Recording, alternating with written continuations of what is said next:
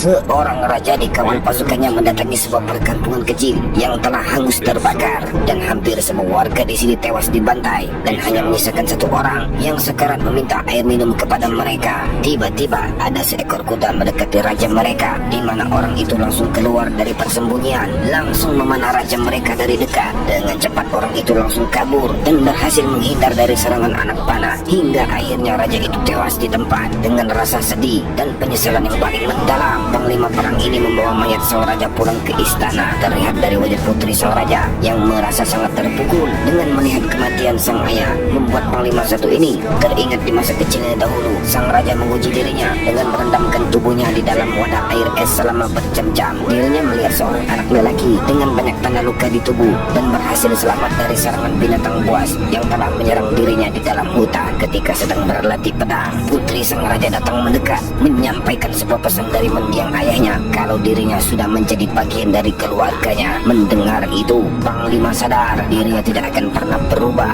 selalu berusaha keras melindungi anak keturunan sang raja walau sang raja sudah tidak ada lagi. Membuat sang putri senang mendengar kesetiaan panglimanya itu. Esok harinya diadakan upacara pengangkatan raja Burgundi yang baru bernama Gunter. Dengan minimnya pengalaman berperang, dirinya sedikit khawatir melihat kepemimpinan raja Burgundi baru ini. Terlihat sang raja ini meminta semua pengikutnya untuk segera mencari pasukan sekutu agar kekuatan kerajaan Burgundi semakin bertambah. Musim panas nanti dia akan menyatukan saudari perempuannya dengan Raja Alboin melalui cara sayembara. Raja muda yakin Raja Alboin yang sangat tangguh itu akan memenangkan sayembara. Secara otomatis pasukan sekutu itu akan datang sendiri, dan kerajaan Burgundi yang ia pimpin saat ini akan bertambah disegani oleh kerajaan lain. Mendengar rencana itu, panglima perang yang tak pernah membantah ini langsung menurut semua rencana raja muda ini. Setelah berita itu disampaikan, sang putri sedikit kaget dan menurut saja jika emang itu demi untuk keamanan kerajaan Burgundi, dirinya rela untuk diperebutkan secara sayembara di musim panas nanti. Tak lama dari itu, tiba-tiba langit gelap datang menyelimuti langit, pertanda akan datangnya badai angin. Sang putri bersama pengawalnya mendatangi gereja, berdoa agar semua warga Burgundi bisa melalui bencana ini. Di tempat lain, seorang penjaga memberitahukan kepada panglima bahwa di depan benteng pertahanan istana terdapat belasan pemuda berkuda berkemah di depan benteng istana tanpa menunjukkan identitas dari mana asal mereka.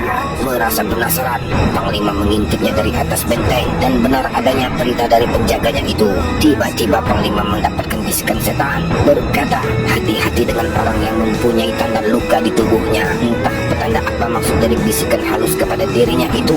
Esok paginya, para pasukan berkemah tadi segera bergemas mendatangi istana Burgundi. Ternyata pemuda ini adalah seorang raja dari kota Santen. Dia bernama Siegfried, putra sulung mendiang Raja Sigmund. Dengan gaya selengean, dia mendatangi sang raja muda sendirian saja, di mana putri raja melihat seorang wanita berkerudung. Tiba-tiba wajahnya berubah menyeramkan, membalas tatapan putri raja. Rupanya kedatangan Siegfried ke istana ini menantang raja muda baru untuk berduel melawan dirinya dengan taruhan mahkota istana masing-masing. Melihat akan terjadi keonaran di istana ini, sang panglima segera menghalangi Siegfried. Penasihat raja memberitahukan kalau peraturan duel itu tidak berlaku di sini karena istana ini tidak berdiri sendiri, tapi berdiri atas kekompakan secara kekeluargaan. Mendengar itu, pasukan Siegfried tidak mungkin bisa mengalahkan kekuatan pasukan istana ini.